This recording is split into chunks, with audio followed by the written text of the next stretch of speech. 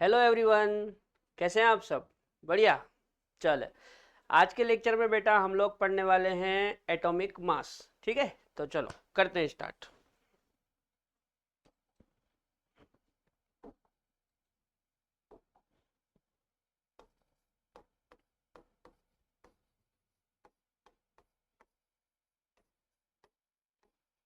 Atomic mass को बेटा हिंदी में बोलते हैं परमाणु द्रव्यमान।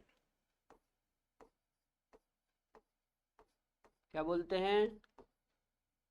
परमाणु द्रव्यमान।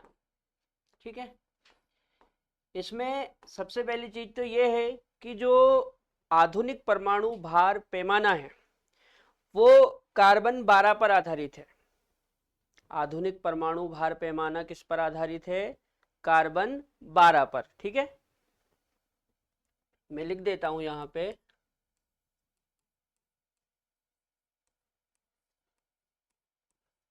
आधुनिक परमाणु भार पैमाना, इंग्लिश में इसको बोलेंगे modern atomic weight scale. Modern atomic weight scale. ठीक है, आधुनिक परमाणु भार पैमाना C12 पर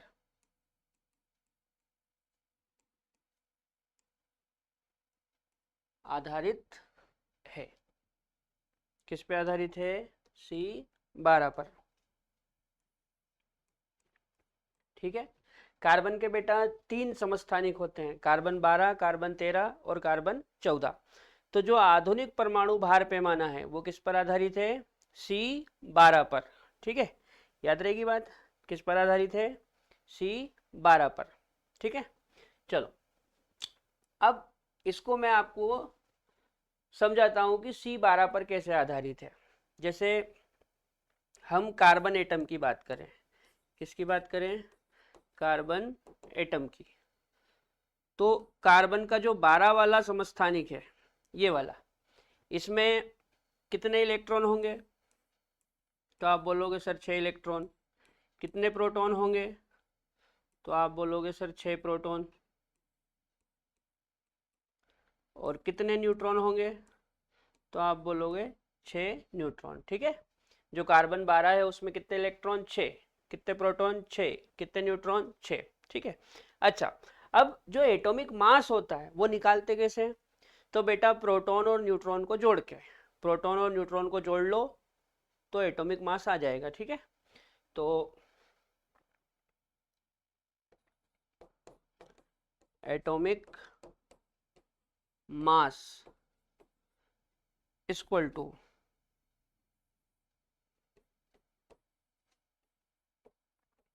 मास ऑफ प्रोटॉन प्लस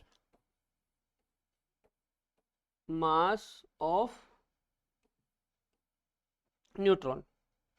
आप मेरे को ये बताओ, इसमें प्रोटॉन कितने हैं? 6, तो 6 प्रोटॉन हो गए, प्लस न्यूट्रॉन कितने हैं? वो भी 6, तो 6 न्यूट्रॉन हो गए। यहां तक समझ में आया? अब प्रोटॉन और न्यूट्रॉन पे, सॉरी, प्रोटॉन और न्यूट्रॉन का मास कितना होता है तो आप यहां पे समझो, मैं यहां लिख देता हूं। जैसे इलेक्ट्रॉन है बेटा, तो ये जो इलेक्ट्रॉन है ना, इसका मास होता है 9.1 इंटू 10⁻⁻28 ग्राम। कितना होता है? 9.1 इंटू 10⁻⁻28 ग्राम। अच्छा, प्रोटॉन का मास कितना होता है? तो प्रोटॉन का मास होता है बेटा 1.672 इंटू 10⁻⁻24 ग्राम। कितना होता है? 1.672 इंटू 10⁻⁻24 ग्राम। अच्छा, न्यूट्रॉन का कितना होता है? तो न्यूट्रॉन का होता है 1.674 इंटू 10⁻⁻24 ग्राम। ठीक है,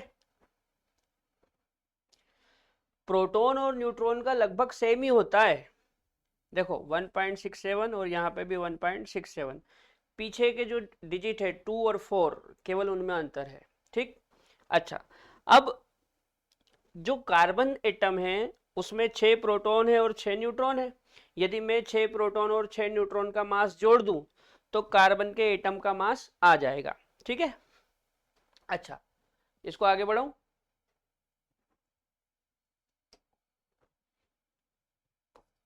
तो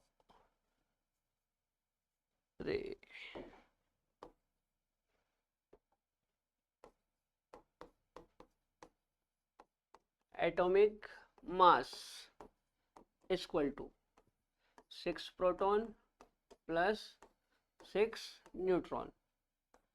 6 ऐसा का ऐसा ही।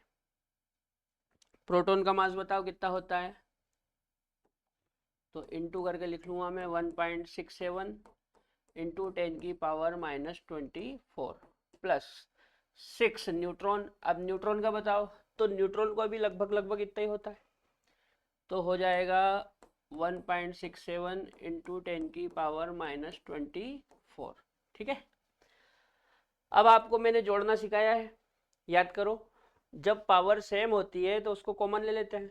तो यहाँ से हम 1.67 इंटू 10⁻⁻24 और यहाँ से भी 1.67 इंटू 10⁻⁻24 को कॉमन ले लेंगे।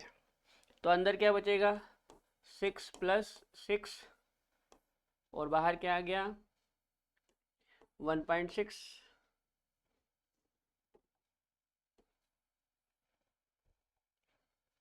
1.67 इंटू 10⁻⁻24। ठीक है। अब 6 और 6 कितना हो जाएगा 12, तो 12 इंटू 1.67 इंटू 10⁻⁻24। ठीक है। इसी को बेटा 12 AMU करके लिखते हैं। क्या लिखते हैं 12 AMU। अच्छा, AMU क्या है, AMU को बोलते हैं एटॉमिक मास यूनिट। AMU को क्या बोलते हैं, एटॉमिक मास यूनिट। तो कार्बन के एक एटम का मास कितना आया 12 AMU, ये याद रखना। ये कार्बन के एक एटम का मास होता है।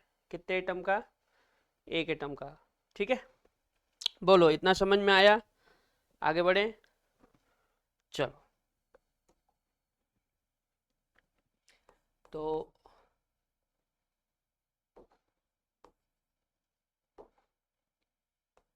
चूंकि कार्बन के, अरे यार, कार्बन के एक एटम का मास इक्वल टू कितना आया बेटा 12 AMU। इसलिए एक AMU बराबर कितना हो जाएगा 1/12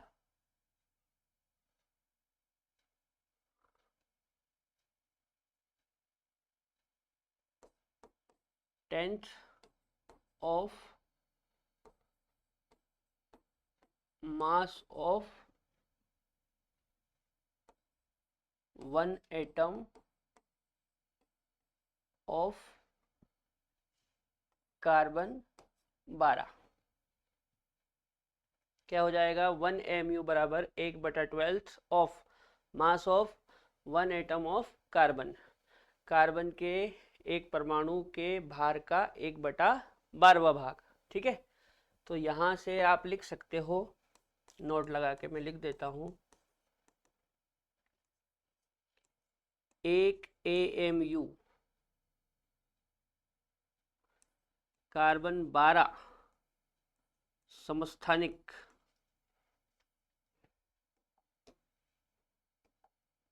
कार्बन 12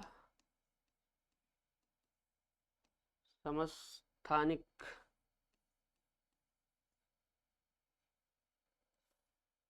के भार के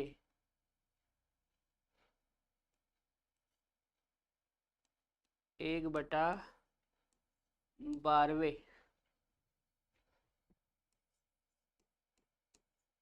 भाग के बराबर होता है। ये याद रखना बेटा, इसके ऊपर कई बार क्वेश्चन आया है कि 1 mu कितना होता है। तो 1 mu बराबर क्या होता है? 1 mu कार्बन 12 समस्थानिक के भार के 1/12वें भाग के बराबर होता है। किसके बराबर होता है? कार्बन 12 समस्थानिक के भार के 1/12वें भाग के बराबर होता है। ठीक है, इतना समझ में आया? आगे बढ़े, चलो। अब जैसे ऑक्सीजन का भार निकालना हो तो कैसे निकालेंगे? ऑक्सीजन के एक एटम का भार बोल दो या द्रव्यमान बोल दो, है ना, कोई दिक्कत वाली बात नहीं है। अरे तेरी,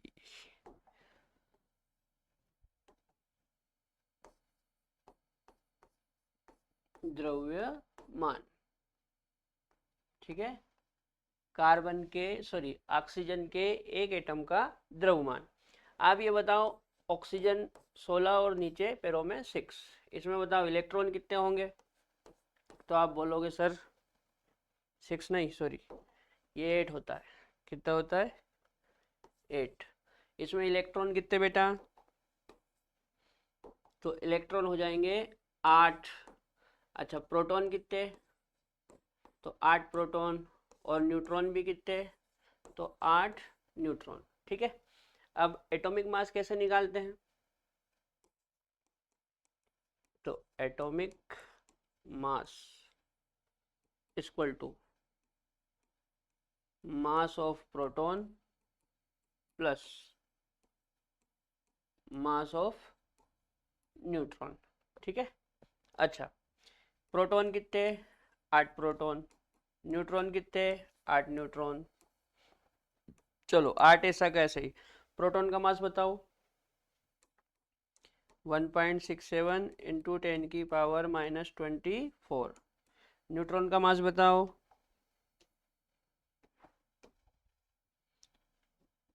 8 इंटू 1.67 इंटू 10 की पावर -24। ठीक है, अब यहाँ से कॉमन ले लो, तो ये 1.67 इंटू 10 की पावर -24 कॉमन आ जाएगा, तो अंदर क्या बचेगा? 8 + 8, और बाहर हो गया 1.67 इंटू 10 की पावर -24। अब 8 और 8 क्या हो जाएगा? 16। और इसको क्या लिख सकते हैं? AMU। ठीक है, 16 AMU। याद रहेगी बात? चलो, इतना समझ में आया? आगे बढ़े, चलो। अगली हेडिंग है बेटा मोलर मास। मोलर मास, ठीक है, इसको हिंदी में बोलेंगे मोलर द्रव्यमान। क्या बोलेंगे? मोलर द्रव्यमान, है ना। मैं ये थोड़ा सा तेज तेज पढ़ा रहा हूँ, क्या है कि धीरे पढ़ाऊंगा तो लेक्चर लंबा खिंच जाएगा, इसलिए थोड़ा सा तेज पढ़ा रहा हूँ, है ना। मोलर मास, मोलर द्रव्यमान क्या होता है? देखो, किसी पदार्थ के 1 मोल का जो ग्राम में द्रव्यमान होता है, किसी पदार्थ के 1 मोल का जो ग्राम में द्रव्यमान होता है, उसी को हम मोलर द्रव्यमान कहते हैं। ठीक है, तो डेफिनेशन क्या हो जाएगी?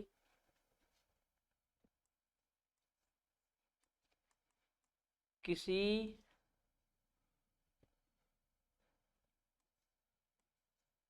पदार्थ के 1 मोल का ग्राम में द्रव्यमान,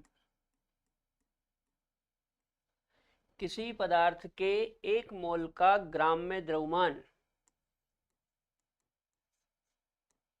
उसका मोलर द्रव्यमान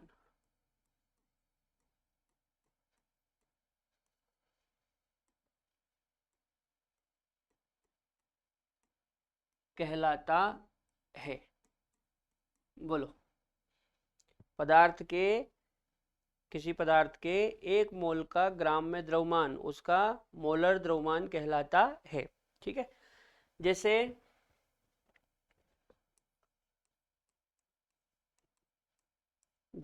कार्बन के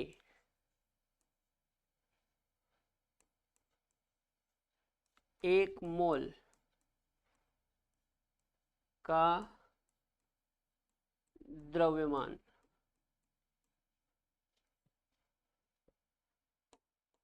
12 ग्राम है। ठीक है, कार्बन के 1 मोल का द्रव्यमान कितना है? 12 ग्राम। अब ये 12 ग्राम कैसे आया वो बताता हूँ, सुनो इधर। पहली चीज तो आप एक बात याद रखना बेटा, किसी भी पदार्थ के 1 मोल में एवोगेड्रो संख्या के बराबर परमाणु होते हैं। कितने परमाणु होते हैं? एवोगेड्रो संख्या के बराबर। ठीक है, तो मैं यहाँ पे लिख देता हूँ 1 मोल में Na क्या होता है? एवोगेड्रो संख्या।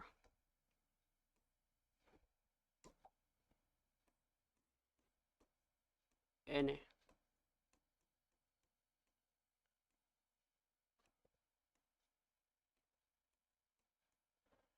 1 मोल में Na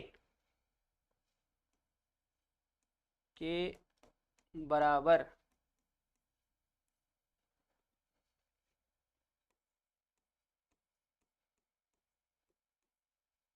परमाणु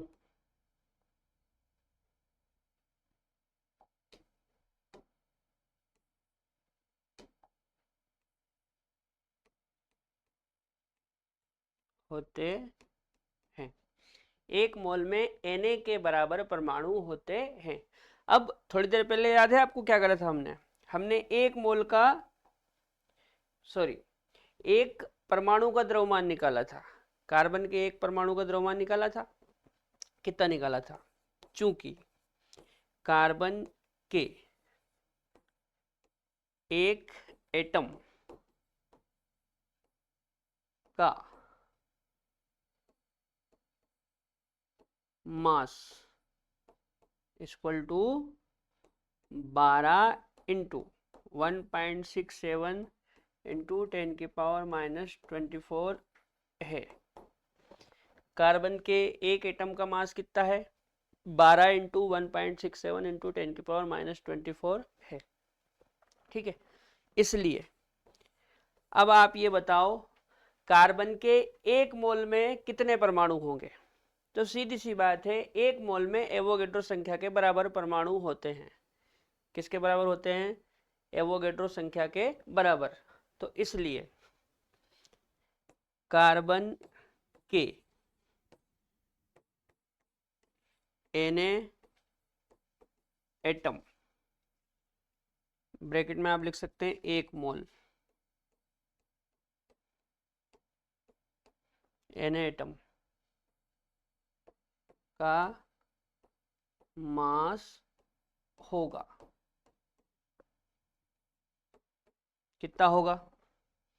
देखो 1 मोल में Na एटम होते हैं, तो मेरे को बताया कि 1 एटम का मास इतना आया, तो Na एटम यानी कि 1 मोल का मास कितना होगा? तो आप क्या करो, ये जो Na है ना बेटा, ये Na, इस Na का इसमें गुणा हो जाएगा। ठीक है, ये जो Na है इसका इसमें गुणा हो जाएगा। इतना नोट करो जल्दी, फिर आगे अपन चलते हैं। जल्दी नोट करो।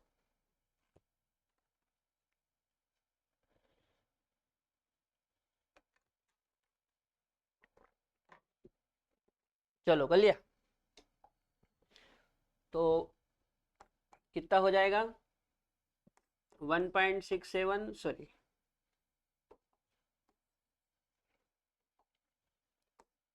12 इंटू 1.67 इंटू 10 की पावर -24 इंटू Na।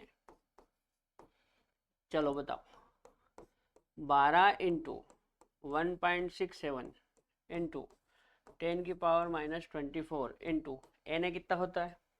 Na बेटा एवोगेड्रो संख्या है, और एवोगेड्रो संख्या होती है 6.02 इंटू 10 की पावर 23। कितना होता है? 6.02 इंटू 10 की पावर 23। अब एक बात सुनो, जब आप इस पूरे को सोल्व करोगे ना, ये पूरा सोल्व करोगे तो इसको सोल्व करने पे लगभग 1 आएगा। कितना आएगा? 1। तो ये हो जाएगा 12 इंटू 1 इक्वल टू 12 ग्राम। कितना हो जाएगा? 12 ग्राम। इसको आप ऐसे भी बोल सकते हैं, या करके 12 GAM। क्या बोल सकते हैं? 12 GAM। GAM क्या होता है? GAM होता है बेटा ग्राम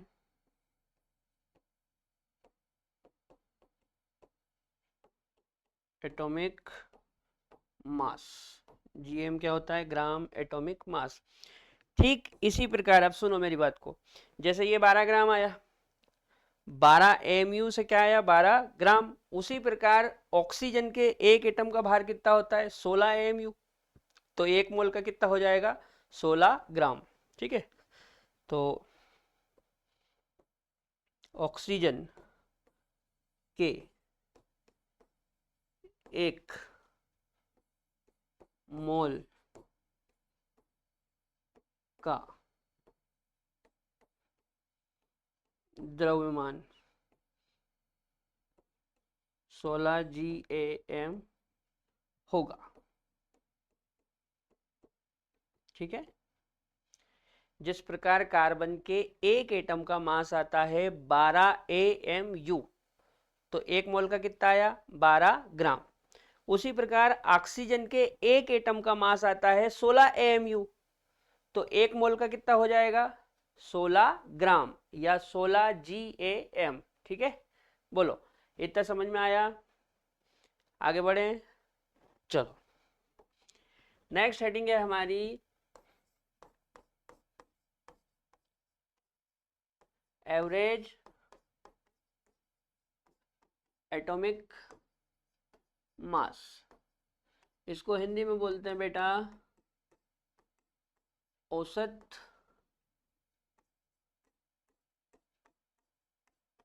परमाणु द्रव्यमान। हिंदी में क्या बोलते हैं? औसत परमाणु द्रव्यमान। ये कैसे सोल्व करोगे? तो इसके लिए एक सीधा सा फार्मूला होता है, M average equal to M1x1 plus M2x2 upon x1 plus x2।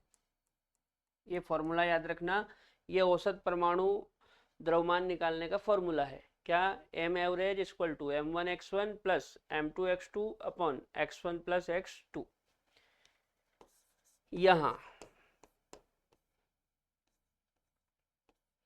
यहाँ ये क्या है?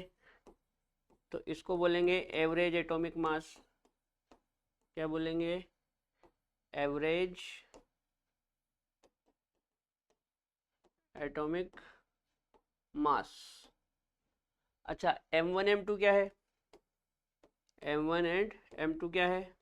तो इनको बोलेंगे बेटा मास ऑफ आइसोटोप। ये आइसोटोप के मास होते हैं ना, मास ऑफ आइसोटोप। अच्छा, X1 X2 क्या है? इनको बोलते हैं परसेंटेज ऑफ आइसोटोप। क्या बोलते हैं? Percentage of isotope. याद रहेगी बात। M1 M2 क्या है? आइसोटोप के मास, है ना, आइसोटोप्स, मास ऑफ आइसोटोप्स। और X1 X2 क्या है? Percentage of isotopes.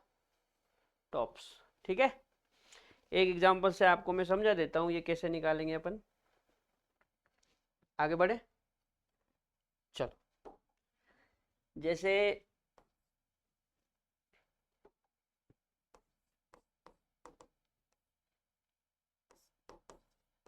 Isotope of boron. तो आपको बताओ बेटा, बोरॉन के दो आइसोटोप होते हैं। कितने आइसोटोप होते हैं? दो, बोरॉन 10 और बोरॉन 11। ठीक है, बोरॉन के दो आइसोटोप होते हैं, बोरॉन 10 और बोरॉन 11।